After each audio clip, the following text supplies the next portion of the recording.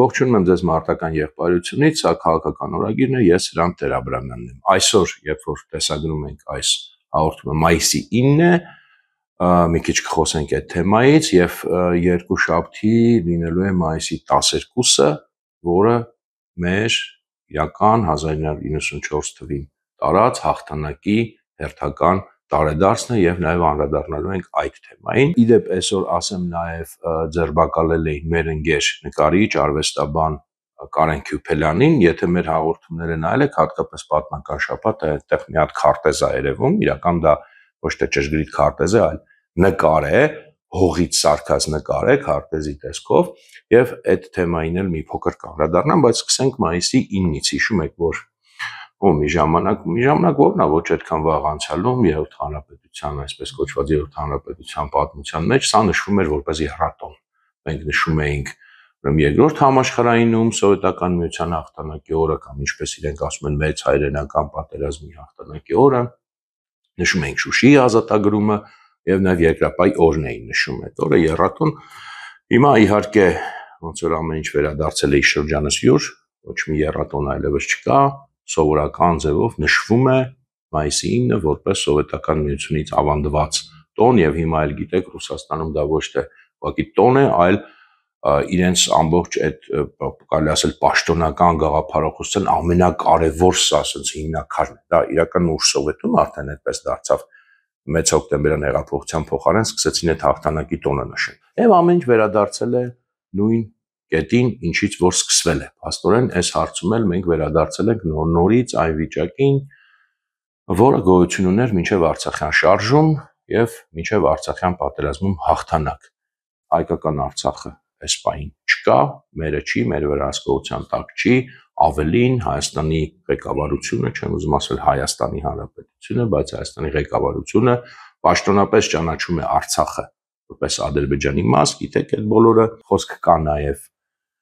փաստորեն անկախության հռչակագրից հրաժարվելու մասին, այն ամբողջ տրամաբանությունը, որի մասին մենք խոսում ենք, այսինքն վերադարձ դեպի սովետական Հայաստան եւ այսօր նույնպես շատ վառ օրինակ է այդ վերադարձի, որտեղ էլ եմ ասում, մենք նշում էինք այդ մայիսի 9-ը որպես եռատոն, այսօր մնացել է այդ եռատոնից մեկը։ Եվ իհարկե ոչ ոք չի խոսում այսօր պաշտոնական մակարդակում, ամենայն դեպս ոչ Շուշիի ազատագրումից, ոչ Արցախյան պատերազմում հաղթանակից։ Ու առաջին հայացքից կարող է թվալ, որ այստեղ շատ մեծ կապ չկա այն հաստի միջև, որ մենք տարիներ շարունակ նշել ենք հենց մայիսի 9-ը որպես եռատոն եւ մեր Արցախյան պատերազմում հաղթանակը ոչ պաշտոնապես ոնց որ քողարկել էինք այդ սովետական տոնի տակ մայիսի 9-ի տակ եւ այն որ այսօր նշելու բան, այսպես ասած, այլևս չկա ոչինչ, բացի այն մարդկանցից, որոնք նշում են այդ մայիսի 9-ը որպես հաղթանակի օր սովետական միության, ես չեմ նշել երբեք, չեմ էլ նշելու, եւ թվում է որ կապ չկա այս երկու փաստերի միջև։ Կար եռատոն, հիմա չկա եռատոն, բայց մնացել է այդ մեկը։ Իրականում կապ կա, որտեղ այս եռատոն կոչված, այսինքն միացնելը կամ ավելի շուտ քողարկելը Արցախյան պատերազմը այս իրենց այսպես կոչված մեծ հայրենական պատերազմի տակ, սա շատ բնորոշ մի հատ բան էր Երրորդ հանրապետության ընդհանրապես ոճին, գաղափարախոսությանը, ուղղությանը, որը դեռ 90-ականներից, այսպես ասած, հաստատվել էր։ Կիսանկախ Հայաստանի փիլիսոփայությունն է սա։ Մի քայլ առաջ, երկու քայլ հետ, ամեն ինչ խառնած, sense էկլեկտիկ, ամեն ինչ անորոշ, ամեն ինչ կիսատ, այսինքն հաղթել ենք, բայց չենք հաղթել։ Ասենք ասում Արցախյան պատերազմում հաղթել ենք, երբ որ պետք է դա հիշում էին, հատկապես նախընտրական պայքարների ժամանակ, բայց պաշտոնապես ոչ մի հաղթանակի տոն չկար Արցախի պատերազմում։ Կար Շուշիի ազատագրման հիշատակ, այն էլ չես հասկանում դա առանձին տոն էր, թե ուղղակի մայիսի 9-ը, այսպես թե այնպես նշում էինք, հետնել Շուշիի ազատագրումն էինք, այսպես ասած կոնտրաբանդայով անցկացնում։ Ընդհանրապես հաղթել ենք, թե չենք հաղթել, պարզ չէր։ Մի կողմից հաղթել ենք, մյուս կողմից չենք հաղթել, որտեղ Ղարաբաղյան հարցը դեռ պետք է լուծվի, ոչ մի հատուկ այտենց բան չկար, նշել չկար, հայկական հաղթանակի նշել չկար։ Իդեպ այստեղ բանան եմ պարզաբանեմ նաև, որտեղ շատերը ասում են, դե մենք իրական չենք հաղթել, որտեղ քաղաքականապես չէինք ամրագրել այդ հաղթանակը, ռազմական հաղթանակ էր դա, ասում են տարբեր կողմերից մարդիկ, հա, բայց այստեղ որոշակի տրամաբանություն կա, բայց խնդիրը հետևյալն է, այդ Ադրբեջանն էլ քաղաքական չի ամրագրել այսօր իր հաղթանակը, իրենք չունեն այդ նույն խաղաղության պայմանագիրը, թեկուզ հենց իրենք չեն ուզում կնքեն, բայց խաղաղության պայմանագրով է պաշտոնապես ամրագրում, իրենք չեն ամրագրել եւ ոչ մի բան էլ դեռ չէր եղել, իրենք հենց 2021 թվականից, թե հենց 20 թվականից առաջի այդ զորահանդեսը անցկացրեցին Բաքվում, 21 թվականից մինչև հիմա նշում են հաղթանակի օր, իրենք չեն սպասել ոչ մի բանի, ոչ մի քաղաքական, իրավական, պաշտոնական հաղթել են միանգամից հաղթանակի տոն, որովհետև դա նորմալ է, պետությունը հաղթում է, սահմանում է հաղթանակի տոն, հիշատակի տոն, եւ այդ է նորմալ, ոչ թե այն ինչ որ մեր մոտ եղել է եւ ինչ արդարացում էլ դա ունենա։ Մենք արձանագրել ենք քաղաքական, չենք արձանագրել Ղարաբաղի հարցը պետք է լուծվի, չլուծվի եւ այլն եւ այլն։ Արցախի հարցը հիմա էլ իմիջիայլուց կա, Հայաստանը կարող է չի բարձրացնում, բայց միջազգային ատյաններում այդ հարցը կա, բարձրացվում է այդ հարցը, որովհետեւ Արցախի ժողովրդի վերադարձի իրավունքը չի վիճարկվում։ Հիմա էլ կա, լուծված չի մեծ հաշվով, իրավական առումով լուծված չի, պայմանագրային առումով լուծված չի, բայց նշում են, այսինքն սա նորմալ։ Մենք հասկանալի չէ, հաղթել ենք թե չէինք հաղթել։ Հաղթանակի տոն նշում ենք թե չենք նշում, կամ հաղթել ենք, բայց մեզ անդադ ասում ենք, չգիտեք ինչ, այդ մի պատերազմը հաղթեցինք, բայց հաջորդում հաստատ կպարտվենք։ Նույնը Արցախի հարցում ընդհանրապես, այսինքն Արցախը սկզբում միացումներ կարգախոսը եւ դա ամրագրվեց անկախության հռչակագրով, փաստորեն անկախության հռչակագրի վրա հղումով ամրագրվեց նաեւ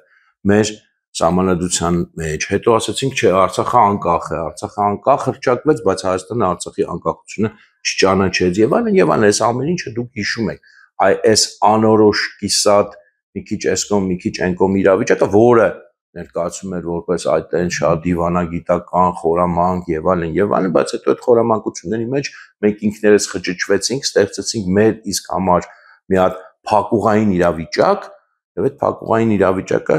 ի վերջո բերեց նրան ինչ որ բերեց, բայց այս ամեն ինչը պատահականություն չէր, որով այդ փիլիսոփայությունը ինքը ամեն ինչը արդարացում էր, ինչով արդարացում էր նրանով, որ մենք ունենք մի հատ դաշնակից իդեմս Ռուսաստանի, որը մեր անվտանգության երաշխավորն է, դա 90-ականներից գնաց այդ գիծը, եւ որpիսի մենք այդ դաշնակցին չնեղացնենք, բան չանենք, այս կիսանկախության քաղաքականությունը այդ տրամաբանության մեջ էր վարվում իրականում,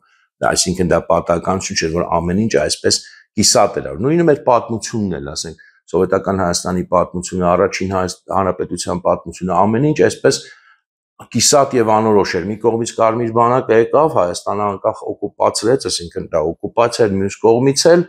Կարմիր բանակի հաղթանակը մեր տոնն է եւ այսպես ամեն ինչում անտրամաբանություն։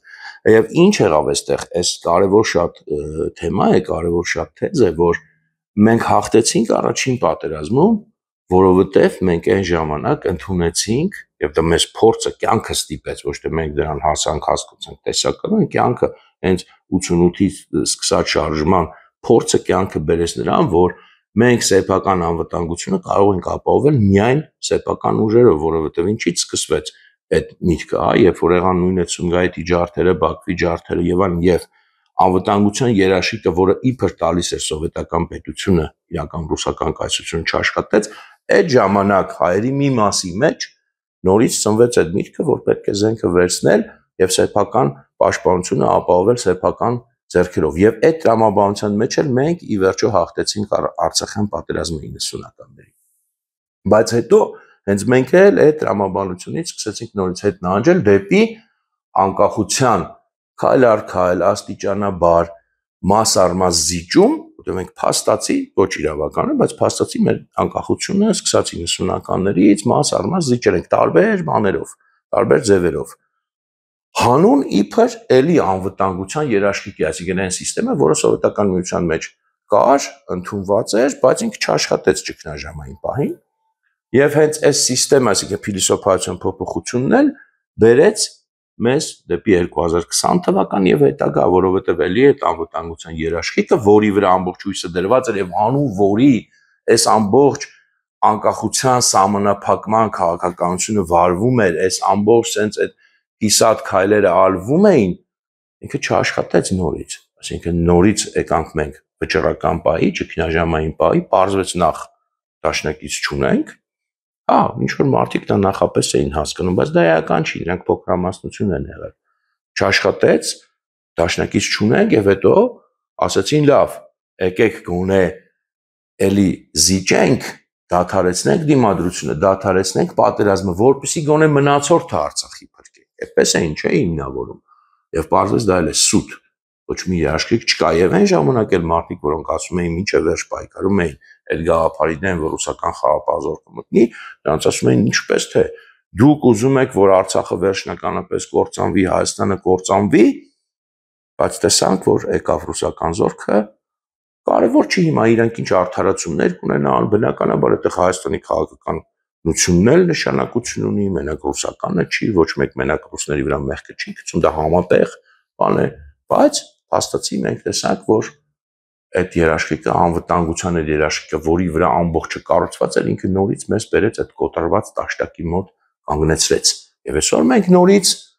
նշում ենք այդ անվտանգության երաշխիքի հաղթանակի տոնը։ Իրականում ինչ ունի հայ ժողովուրդը նշելու կամ հիշելու այսօր մայիսի 9-ին նկատի ունենալով 1945 թվականի մայիսի 9-ը։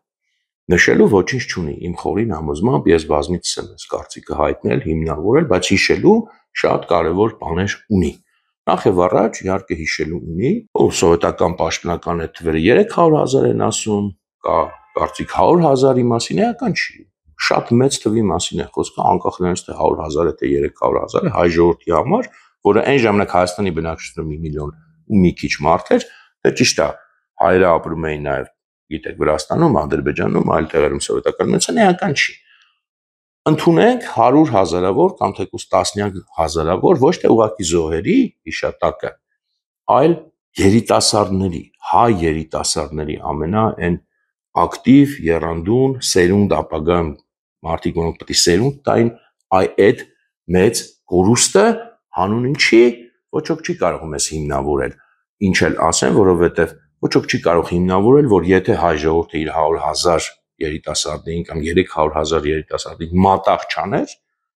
ասենք Կերչի, չգիտեմ, այդ տարածքներում կամ ինչ որտեղ Գերմանիային չէին հաղթի։ Այ եթե մենք չլինենք Գերմանիան չէին, հաստատ տես չէր լինում, գիտեք, բոլորը հասկանում եք։ Առանց այդ հայ ժողովրդի ավանդի մի կերպ մեծ տերությունները յոլա կգնային, բայց մենք այդ զոհերը տևել ենք անուն մեծ տերությունների իրար հետ պայքարի։ Կարևոր չէ այնտեղ ով էր ճիշտ, ով էր սխալ, Ստալինը, Հիտլերը, Չերչիլը, Ռուզվելտը, հայ ժողովուրդը իր երիտասարդներին զոհել է ահռելի մեծ քանակով հանուն ինչի։ Հանուն նրա, որ օրինակ Ամերիկան դարել է աշխարհի թիվ 1 տերությունը։ Որտեւ այդ պատերազմի արդյունքներով Ամերիկան դարել է աշխարհի թիվ 1 տերությունը։ Սովետական միությունը դարել է աշխարհի կամ Ռուսաստանը երկրորդ տերությունը։ 5 պետություն ստացել են ՄԱԿ-ի անվտանգության խորհրդում տեղ, Չինաստան, Ֆրանսիա, Մեծ Բրիտանիա զոհեր են տվել։ Իդեպ եթե նայեք օրինակ ամերիկացիների զոհերը, ֆրանսիացիների զոհերը, անգլիացիների զոհերը, դրանք մոտավորապես այդ ձևի 100,000 չէ, ենթադրենք 300,000, 400,000 ամենաշատը, բայց ինչ են ստացել դրա դիմաց։ Ստացել են լուրջ դիրք, համաշխարհային լուրջ դիրք, ընդհանուր մինչև համաշխարհային տիրապետություն, որ սրանք սուբյեկտ ժողովուրդներ են, որոնք զոհաբերում են, ստանում են փոխհատուցում։ Ստրուկ ժողովուրդները զոհաբերվում են եւ չեն ստանում ոչինչ։ Մենք սա պետք է այս դառը ճշմարտությունը հասկանանք, ընդ որում, երբ որ մենք ասում ենք այդ 100,000 կամ 300,000 երիտասարդ, դա մենակ այդ կորուստը չի, որը ինքնին սարսափելի է, ահռելի է, եթե հաշվի առնենք իդեպ, որ դա մեծ եղեռնից հետո մեկ սերունդ անցել, մեկ սերունդ էր անցել, ես իմ ընտանիքի բանով եմ ասում, պատմությամբ եմ ասում, իմ մեծ պապը մեծ եղեռնից փրկված իր ընտանիքից 2-3 հոգի են իրենք մեծ Գերդաստանից փրկվել եւ իր տղան արդեն գնում է ճակատ սովետական միության համար հրաշքով լավ է չի զոհվում պապս ես էլ դրա շնորհիվ գոհություն ունեմ որովհետեւ տիֆ է ուղակի վարակում թե չէ հաստատ զոհվելու էր որովհետեւ իր տարիքի իր սերնդի երիտասարդների մեծ մասը ուղակի զոհվել են լավագույն դեպքում վիրավորվել են կամ ասենք այդպես չգիտեմ հիվանդացել են փրկվել են էսա խնդիրը եղել այսինքն ու հիվանդացել է վիրավորվել է եւ փաստացի կարողացել է այդպես ապրել եւ սերունդ տալ, բայց մեծ մասը այս մարդկանց ինչն է խնդիրը, որ ոչ միայն իրանք են մեր կորուստը, այլև իրենց չտված սերունդը։ Սա մենք միշտ մոռանում ենք դեմոգրաֆիական կարևորագույն այդ խնդիրը մենք մինչև հիմա չենք հաղթարել։ Այդ կորուստը դեմոգրաֆիական, որտեղ այդ մարդիկ տալու են սերունդ եւ իրենք չեն տվել սերունդը։ Տղամարդկանց մասին է խոսքը հասկանում եք, չէ՞, որ այդքան մեծ դիսբալանս է ստեղծվել հետագայում տղամարդկին եւ այդ դեմոգրաֆիական փոս կոչվածը ինքը հետո եկել է, երբ որ արդեն այդ սերնդի սերունդ տալու ժամանակը իրենց սերունդը մեծանալու, այդ դեմոգրաֆիական մեծ փոսով մենք անցել եւ երբեք չի վերականգնվել։ Պատկերացրեք, այդ 100,000-ը կամ 300,000-ը միջինում պետք է բազմանար եւ դառնար ոչ միայն բազմապատկվեր, եռապատկվեր, այն ժամանակ նաեւ ծնելիության ցուցիչը բավականին դեռ բարձր էր եւ մենք փաստացի, եթե օրինակ 300,000 ենք կորցրել, հաշվեք 1 միլիոն մարդ են կորցրել նվազագույնը, հա, եւ այդ սերունդներն պետք է սերունդ տան եւ այլն, հիմա այս այդ հաշվարկները չեմ կարող անել, դեմոգրաֆիայի մասնագետները թող անեն, բայց հաշվի առեք, որ այդ կորուստը իրական շատ ավելի մեծ է եւ երբեք չի վերականգնվել։ Նաեւ մյուս խնդիրը ինչ է եղել, որ այդ մեծ կորուստից հետո հայկական գյուղը վերջնականապես քայքայվել է, որովհետեւ գյուղեր կան, փոքրիկ գյուղեր, որ տղամարդկանց մեծ մասին կամ ճնշող մեծամասնության տարեր են ուղակի եւ հետագայում, երբ որ ով էլ վերադարձել է, արդեն այդ գյուղական ավանդական կյանքը ինքը վերջնականապես քայքայվում է եւ գյուղերից գալիս են քաղաքներ, ուրբանիզացիայի տեմպը շատ ավելի աճում է եւ դա էլ բերում է օրինակ նույն ծնելիության ցուցիչի շատ խիստ նվազման, որովհետեւ ուրբանիզացիան գոնե 20-րդ դարում, հիմա մի քիչ միտումները կարող է փոխվում են, ասում են, բայց գոնե 20-րդ դարում միշտ բերել է ծնելիության աճի իջեցմանը եւ այն ինչը որ մենք այս, ասենք թեկուզ նույն սովետական Հայաստանի վերջում ունենք բնակչություն 3.5 միլիոն, շատ ավելին պետք է ունենայինք, ընդհանրապես որպես ազգ մենք 20-րդ դարի վերջում շատ ավելին պետք է լինեինք, բայց մենք չունենք եւ մինչեւ հիմա այս խնդրի տակից մենք դուրս չենք եկել, այսինքն ամենակեն չի որ 40-ականներին զոհվել են, այլ մինչեւ հիմա դա լրջագույն ազդեցություն ունի։ Վերցեք օրինակ Թուրքիան, որը երկրորդ համաշխարհային ժամանակ Թուրքիայի ղեկավարությունը շատ ի տարբերություն առաջին համաշխարհային, երբ որ երիտի թուրքերը ներքաշեցին Թուրքիային պատերազմի մեջ եւ փաստորեն կործանեցին իրենց պետությունը համաշխարհային պատերազմի մեջ։ Երկրորդ համաշխարհային ժամանակ իրենք շատ մտածված քաղաքականություն վարեցին, խուսանավեցին երկու այդ մեծ բլոկերի միջև, նույնիսկ պարտականություններից իրենց խուսափեցին կատարել, որտեղ Անգլիայի, Ֆրանսիայի այդ պայմանագիրուն էին կնքած, որ եթե Գերմանիան մտնի Բալկաններ, Թուրքիան կմտնի պատերազմի մեջ Գերմանիայի դեմ, խուսափեցին, չմտան պատերազմի մեջ եւ իրանք հիմա ունեն 80 միլիոն բնակչություն, նաեւ ոչ միայն, բայց նաեւ դրա շնորհիվ Թուրքիան այսօր եւ ընդհանրապես այն պետությունները, որոնք չեն մտել այս պատերազմի մեջ, այդ կորուստները չեն կրել, իրենք այսօր դեմոգրաֆիական իմաստով հատկապես շատ ավելի շահավետ վիճակում են, քան նրանք, որոնք մտել են։ Նայեք, տեսեք բոլոր ակտիվ մասնակիցները երկրորդ համաշխարհային պատերազմի, բացի Ամերիկայի Միացյալ Նահանգներից միգուցե, բայց Եվրոպա, Ռուսաստան, նրանք այլևս երբեք մեծ հաշով չեն կարողացել տնտեսապես վերականգնվել են, չգիտեմ եւ այլն, բայց այն դեմոգրաֆիապես չեն վերականգնվել, իսկ դա նշանակում է այդ երկրները մեծ հաշով այդ ժողովուրդները ապագա չունեն։ Դեմոգրաֆիական վատ ցուցանիշ ունեցող ժողովուրդները հեռանկար, ասենք խոսքը մի քիչ երկար հեռանկարի մասին է, 50 տարի, 100 տարի մեծ հաշով չունեն, իրենք իրենց տեղը զիջել են այն ժողովուրդներին, որոնք դեմոգրաֆիական ցուցիչները ավելի լավ են։ Օրինակ նույն Թուրքիան այսօր որ այդ աճը ունի, որ ինքը 40-ականներին այդ դերը չուներ։ Եվ իդեպ դարաշրջանում ես այս օրինակը շատ եմ սիրում բերել, հաշվարկները այնպիսին էին, որ եւ մեր եւ թուրք հեղինակները ասում են, որ 20-րդ դարի վերջում հայերը թուրքերին քանակապես գերազանցել են։ Իհարկե, այստեղ մենակ երկրորդ համաշխարհայինը չի խնդիրը, նաեւ տարածքի խնդիրն է, քանի որ հայերը ունեցան այդ մեծ տարածքը, որը պետք է ունենային, նաեւ դրա պատճառով այստեղ խնդիր կա, որ այդ մեծ քանակը չունեցանք, սփռվեցինք աշխարհով մեկ, ձուլվեցինք եւ այլն, բայց հաշվի առնեք, որ երկրորդ համաշխարհային էլ, որ այսօր նշում եք, տոնում եք, հաշվի առեք, որ սա էլ է շատ մեծ դեր խաղացել նրանում, որ այսօր մեր ու թուրքերի մեջ այդ անդունդային դիսբալանսն է, բայց այդպես չի եղել դեռ 20-րդ դարի սկզբում, էլի թուրքերը մեզանից մի 2-3 անգամ քանակապես ավել են եղել, բայց ոչ այս 80 միլիոն ընդդեմ ասենք 3-4 միլիոն կամ թեկուզ համաշխարհային հայությունը, որ հաշվենք 10 միլիոնի։ Եվ իդեպ, երբ որ խոսում ենք տարածքների մասին, սա էլ ես ի սկզբանե միշտ զարմացել եմ եւ խոսել եմ միշտ դրա մասին, որ երբեք իր անկախության համար որևէ պայքարում հայ ժողովուրդը բնականաբար նման զոհեր չի տվել եւ չի պահանջվել։ Այսինքն անկախության պայքարը երբեք չի պահանջում քեզ այդ 100,000-ավոր զոհեր։ Այդ մասշտաբը չի։ Մեր պատերազմները, որոնք մենք մեր համար ենք վարել, բայց եթե պատկերացնենք, որ ինչ որ մի սերունդ հայ ժողովրդի պատրաստ լիներ 300,000-ի մասին նույնիսկ չեմ խոսում, թեկուզ 100,000 զոհի ի վիճակի լիներ որևէ հայկական պետություն, բնականաբար մենք այսօր տարածքի խնդիր չէինք ունենա։ Այն ինչ որ մենք այսօր անիրական ենք համարում ուտոպիստական, դա լինել ամենասենց գորշ իրականությունը, որտեղ այո, այդքան զոհով մենք ոչ թե կարսն ու ասենք չգիտեմ վանն ու մուշը, մինչև Կիլիկիա կհասնեինք։ Ճիշտ ասած այսօր է մինչև Բաքու կհասնենք։ Ես չեմ ասում որ դա պետք է, ես դեմ եմ այդ մեծականակ զոհերի եւ դրանք ասում եմ լինում են սովորաբար մեծ տերությունների պայքարում։ Բայց հա անկեղծ ասած, եթե պատրաստ լինենք, մենք ընդհանրապես խնդիր չենք ունենա։ Ընդհանրապես որևէ խնդիր չենք ունենա։ Բայց այստեղ նաեւ ինչը էլի մենք պետք է հիշենք, մեկը որ արդեն հետևակ հիշեցի, որ ստրուկ ժողովուրդների կարգավիճակը, որոնց չեն փոխհատուցում, որտեղ այո ժողովուրդները ունենում են զոհեր, պայքարներում, բայց այսպես ասենք տեր ժողովուրդները, սուբյեկտ ժողովուրդները ստրուկներից տարբերվում են նրանցով, որ զոհերը փոխհատուցվում են, սա չգրված օրենք է։ Իսկ ստրուկների զոհերը չեն փոխհատուցվում։ Ով որ զոհեր ա ունեցել երկրորդ համաշխարհում եւ հաղթողների կողմն ա եղել, նա փոխհատուցվել է։ Բայց հայերը այն ժողովուրդների շարքում են, իհարկե միայն հայերը չեն, որոնք ոչ մի բան չեն ստացել այդ ամեն ինչի դիմաց։ Այսինքն դա տրամաբանական է, որ զոհի դիմաց, եթե դու հաղթող ես, իրական հաղթող ես, այլ ոչ թե քեզ խաբում ասում են դու հաղթող ես, եթե իրական հաղթող ես, հաստատ ստանում ես փոխհատուցում։ Մենակ այդ մեծ ազգերը չէ։ Լեհաստանը իր տարածքը 2 անգամ ավելացրել է, չգիտեմ,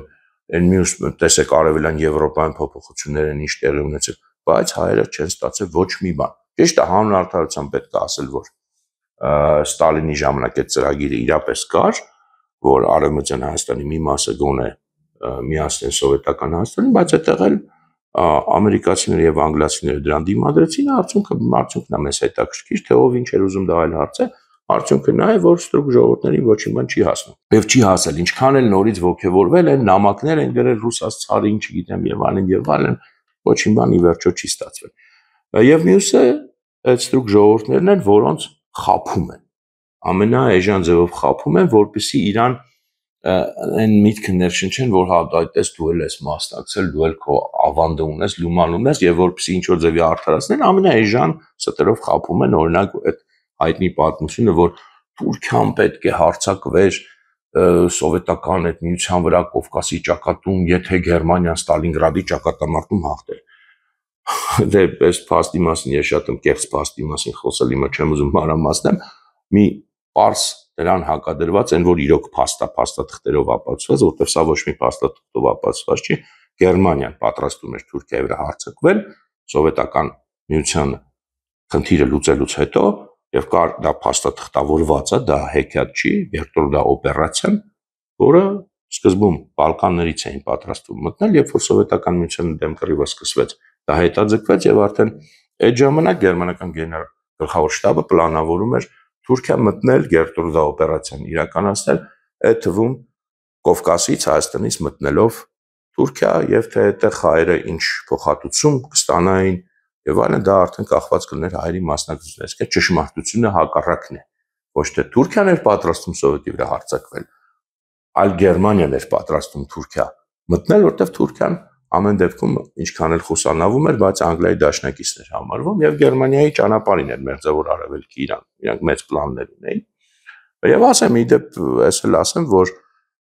տարբեր պլաններ կային իհարկե գերմանացիների կողմից Կովկասը գրավելուց հետո ինչ բաժանումներ պետք է լինեն, մի քանի մրցակցող պլաններ կային, բայց դրանցից մեկով եւ Ղարաբաղը եւ Նախիջևանը վերադարձվելու էր Հայաստանին, սա էլ է փաստաթղթավորված, ճիշտ է, դա վերջնական, որքան ես հասկացել եմ, քիչ դժվար է այդտեղ կողմնորոշվել, վերջնական որոշում չէր, բայց այդպիսի կար լուրջ թեմա եւ Ադրբեջանին դրա փոխարեն տալու էին Դաղստանում մեծ հատված որպես փոխհատուցում, այնպես որ հիմա ես չեմ ասում սա լավ է կամ վատ է, ուրախանան կամ ասենք ով պետքա գերմանացիների կողմից կռվենք, չէ, ուղղակի ուզում ցույցնել ինչպես են պրիմիտիվ ձևով ժողովրդին խաբում, որ արդարացնեն, որ այդքան երիտասարդ տարան մատաղարեցին։ Եվ մյուսը էս ասեմ ու այս թեման ամփոփենք, մեր էլիտաների կեղծավորությունը, հայկական քաղաքական էլիտա կլինի, մտավորական էլիտա եւ մեծ մասի, որոնք ողջևորված մեր ժողովրդին ինչեւ այլ ներշնչում են, որ այ նոշենք այդ մայիսի 9-ի դեմ ոչ մեկ չի խոսում, չէ՞ որ այո մենք էլ մեր ավանդը ունեցանք եւ այլն, sense ողջևորված ինչ որ շատ լավ բան է տեղ ունեցել, որ այդքան հայ երիտասարդ զոհվել է,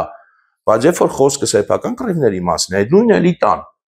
շատ ավելի փոքր զոհերի մասին, ինչ է ասում, մսաղաց, տարան, կոտորեցին ջահելներին, երիտասարդներին, այսինքն երբ որ խոսքը հայկական պայքարի մասին է, դա լինում է մսաղաց, լինում է տարան, կոտորեցին, լինում է դե պատերազմով լուծում չկա, պետք է անհապաղ դադարեցնել, բայց երբ որ խոսքը 4 տարի համաշխարհային պատերազմի մասին է, դա չգիտես ինչի ոչ դադարեցնել է պետք, այդ հաղթանակը նշել է պետք, ոչ ոք հարց չի տալիս, իսկ ինչի են ընդհանրապես պատերազմում, թող, չգիտեմ, փողզիջումների գնային, այդ ինչի փողզիջումների թող չէին գնում, հարցը պետք է լուծվեր խաղաղ ճանապարհով, ինչի է ռազմական ճանապարհով լուծվել, ռազմական լուծում չկա խնդրի, այդ ինչի չկա այդ թեմայի շուրջ ամեն ինչը։ Ինչի են պատերազմում, թող փողզիջման գայի։ Տեսնում եք, այսինքն հասկացեք ոնց է աշխատում քարոզչությունը, երբ որ քո էլիտան օտար տերությունների գործակալը Դավաճանը ինքը այդ նույն քարոզչությունը կրկնում է, բայց քո հանուն քո անկախության վարած, հանուն քո ազատության վարած կռիվները ինքը ներկայացնում է որպես ողբերգություն, որպես աղետ, հա, ասում են աղետ էր։ 20 թվականի պատերազմ, ասում են աղետ էր։ Դե խոսել եմ սրա մասին, այնտեղ խաբեություն կա, պարտությունը ուզում են ներկայացնել, դե որ պարտություններում աղետ է, չէ, կռիվը աղետ չի, որտեղ մարդը պայքարում է, նույնիսկ երբ որ պարտվում է, պարտվողը պայքարում է, աղետ է, երբ որ գալիս են քեզ անձեն կոտորում են։ Իսկ անձեն քեզ կոտորում են, երբ որ դու չես կռվում։ Աղետը այն է, երբ որ դու մեծ տերությունների համար քո երիտասարդությունը զոհաբերում ես։ Այ մայիսին մենք աղետի օր պետք է նշենք, որտեղ դա աղետ էր։ Այն ինչ որ տեղի ունեցավ հայ ժողովրդի հետ, դա աղետ էր։ Բայց մեր խելացիները, իմաստունները դա չեն ներկայացնում որպես աղետ։ Այս հասկացեք, ում են իրականում մարդիկ ծառայում, սրանից նաև կարաք հասկանալ։ Հիշեցնեմ նաև, որ դուք կարող եք մասնակցել մեր ընդհանուր գործին կամ աջակցել մեր գործին։ Այս պահին ամենակարևոր բաները ասեմ, որտեղ տարբեր շատ մասնակցելու, աջակցելու ձևեր կան, այս պահին մեր համար ամենակարևորը մնում է, որպեսզի մեր Telegram ալիքին գրանցվեք, ասել եմ ինչի համար, որովհետև չգիտենք Facebook-ը, YouTube-ը երբ կփակեն, երբ կբացեն, Telegram-ը համենայն դեպս ապահով տեղ է եւ այնտեղ ամեն ինչ նույն ձևի սինխրոն թարմացվում է։ Գոնե որքան ես գիտեմ, միջած մեկ-մեկ չեմ հետևում, մեր թիմը անում է, բայց ընդհանրապես որպես կանոն սինխրոն թարմացվում։ Մյուսը YouTube-ը մեր, խնդրում եմ գրանցվեք մեր ալիքին, մենք գիտեք մեր հին ալիքը փակեցին, այդ հին ալիքը մենք 0-ից ստեղծել ենք եւ բավականին արագ 0-ից մինչեւ 4-5 հազար ուրեմն հասցրել ենք մի 2-3 ամսվա ընթացքում։ Հիմա նորից ենք բացել, միգուցե ինչ որտեղ հասկանալի պատճառով այդ նույն աճը չունենք, ինչ որ այն ժամանակ ունենք, բայց կարծում եմ սա նաև եթե մեր համախոհն եք, մեր խոսքի տարածման համար կարևոր է, որովհետև ինչքան ավելի շատ կան այդ գրանցվածներ, այդքան ավելի շատ YouTube-ը սկսում է տարածել այդ նյութը, այնպես որ մի ալարեք, եթե նայում եք, բայց չեք գրանցվում կամ մոռացել եք գրանցվել, խնդրում եմ գրանցվեք։ Եվ երրորդ կետը մեր Patreon-ն է, որը էլի ասել եմ մեզ համար շատ կարևոր է, աճ կա այդտեղ, շատ շնորհակալ ենք իդեպ, մեզ համար շատ կարևոր է, որովհետև դա մեզ համար կանխատեսելի ուրեմն բյուջեի մի հատված է ստեղծում, որը մենք կարողանում ենք կանխատեսել, եթե կարողանում ենք կանխատեսել, կարողանում ենք ծրագրավորել, իսկ մենք ինքնահեն կազմակերպություն ենք, մյուսը մեր Patreon-ն է, ասել եմ, որ այս համար շատ կարևոր է, այդտեղ որոշակի աճ կա, շատ շնորհակալ ենք այդ աճի համար եւ մեզ համար կարևոր է, որովհետեւ թույլ է տալիս մեզ կանխատեսել բյուջե եւ համապատասխանաբար պլանավորել, որովհետեւ գիտեք, Patreon-ում այնպես է դրված, որ դու պարբերական գրանցվում ես եւ պարբերական նվիրատվություն ես անում եւ այդ պարբերականությունն է, որ մեզ համար շատ կարեւոր է։ Այս պահին այսքանը, հիմա շարունակենք մեր խոսակցությունը։ Եվ մի թեմա այսօր ուզում եմ խոսամ, ասացի մեր ընկերոջը, նկարիչ, արվեստաբան, Քյութելյան Կարենին այսօր ձերբակալել էին, տարել են այդ նախկին 6-րդ վարչություն, հիմա դա քրեական ոստիկանություն է կոչվում։ Ինչն էր խնդիրը, ուրեմն Կարենը մի հատ ակցիա էր պլանավորել, պետք է գնար այսօր այդ Մայր Հայաստան, այսօր ասելով մայիսի 9-ին Մայր Հայաստան արձանի մոտ, որտեղ գիտեք դա ինչ որ երթ էին անում, չգիտեմ, մալ-մախկունդ, բան այդ, ես չգիտեմ մանրամասները չեմ հետաքրքրել ճիշտն ասած։ Եվ ինքը ակցիա էր պլանավորել, ինքն էր իր հետ ուրեմն իր տղայի ընկերներ, երիտասարդ մի 18 տարեկան, երկուսով էին ըստ էության լինելու, դրոշներ էր պատրաստել, ուրեմն Ամերիկայի Միացյալ Նահանգների, Մեծ Բրիտանիա, Ֆրանսիայի որպես հաղթող պետություններ, այդ դրոշներն էր ընդհանրապես լինելու, նաև մի հատ դրոշ էր պատրաստել ուրեմն Ռուսաստանի դրոշը, որն թուրքական այդ մահիկը, այսինքն որպես ռուս-թուրքական դաշինքի սիմվոլ, եւ պաստառներ էին լինելու, մոտ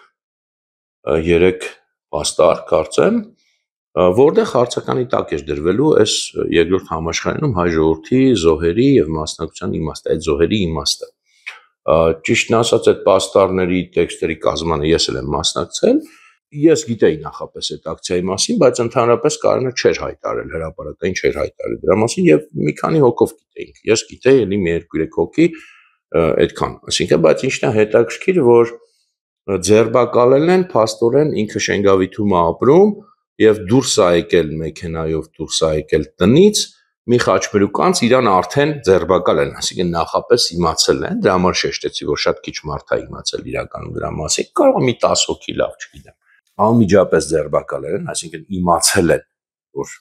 ինքը ուր է գնում եւ ինչ է անում եւ սպասել են փաստորեն տան մոտ, տարել են արդեն 6-րդ վարչություն, հա, դե կասկածանքը ուրեմն իբր զենք զինամթերքի կասկածանք, գիտեք, ստանդարտ շինծու կասկածանքը, այնքան որ մարդուն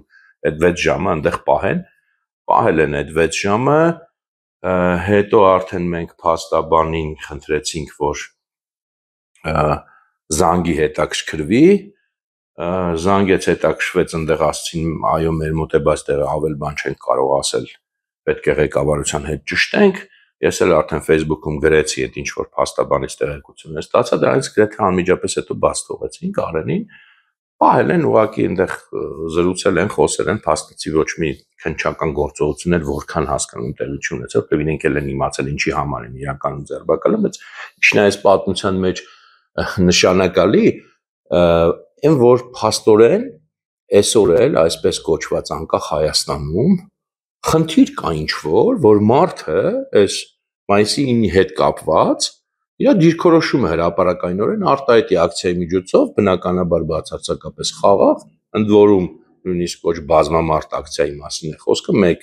1-2 հոգով պետք է լինեն, հասկանալի է, որ իրենք 2 հոգով չէին կարող այդտեղ ինչ-որ մի բան, այսպես ասած, սադրեին, ընդամենը պաստառներով, դրոշներով, ընդ որում հաղթող պետությունների դրոշներով, ոչ մի ուրիշ բան չեն գնացել, ասենք, չգիտեմ, Գերմանիայի կամ Իտալիայի կամ Ճապոնիայի դրոշով, հա։ Եվ սա անկախ Հայաստանում այնքան լուրջ խնդիր է, որ նույնիսկ չեն սպասում մարդը գնա հասնի այդտեղ, նախապես, չգիտեմ, ինչ են արել, հեռախոսներն են լսել, թե ոնց են իմացել, նախապես տան մոտից բռնում են որպես ծանր հանցագործի, տանում են 6-րդ վարչություն, այդ ուրեմն քրեական ոստիկանություն, այնտեղ կարծեմ այդ բաժանմունք կա, ուրեմն տերորիզմի, տրաֆիկինգի, թմրանյութերի պայքարի, հասկանում եք, ինչին է հավասարեցվում այսպես կոչված անկախ Հայաստանում, ընդամենը դիրքորոշում հայտնելը մայիսի 9-ի հետ կապված, որը մարդը իրավունք ունի, չէ՞, կապ չունի, դուք համաձայն եք այդ դիրքորոշման հետ, թե չէ, այդ դիրքորոշումը ոչ մեկի իրավունքները չի խախտում, ոչ մի, չգիտեմ, խաղաղ բնույթ է կրում լրիվ, բայց սրա համար այդքան լուրջ է դա, որ մարդուն տանում են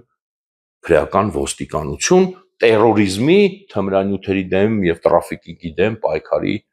բաժանմունք, չգիտեմ, սա ուղղակի արձանագրենք, որպեսզի մեր մոտ կասկած չլինի, թե մենք ինչ երկրում ենք ապրում, անկախ Հայաստանն է սա, թե ոչ անկախ Հայաստան եւ ինչն է Հայաստանում ընկալվում հանցագործություն, ինչը պետքա կանխվի, հասկանում եք։ Այսքան է, այս թեմայի մասին այսքան է ուզում ասեի, կարծում եմ այստեղ շատ բան մեկնաբանելու չկա, ինքնին դեպքը շատ խոսուն է, եւ ես շատ ուրախ եմ, շատ հպարտ եմ, որ նաեւ ինչով կարողացել եմ շատ քիչ իմ համեստ ուժերի չափով Կարենին օգնել եմ այս հարցում, որպես կազմակերպություն մենք չենք մասնակցել, որտեղ այդտեղ քաղաքական առումով մենք չենք տեսել նպատակահարմարություն, բայց որպես անհատ ես իրեն օգնել եմ եւ շատ լավ է արել, շատ ճիշտ է արել եւ շատ ապրի ինքը։ Եվ վերջում էլ խոստացա որ մայիսի 12-ի մասին կխոսեմ, մի քիչ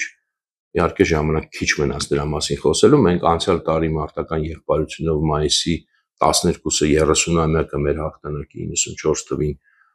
հրապարակային կերպով նաև նշեցինք, միջոցառում արեցինք եւ շարունակում ենք պնդել,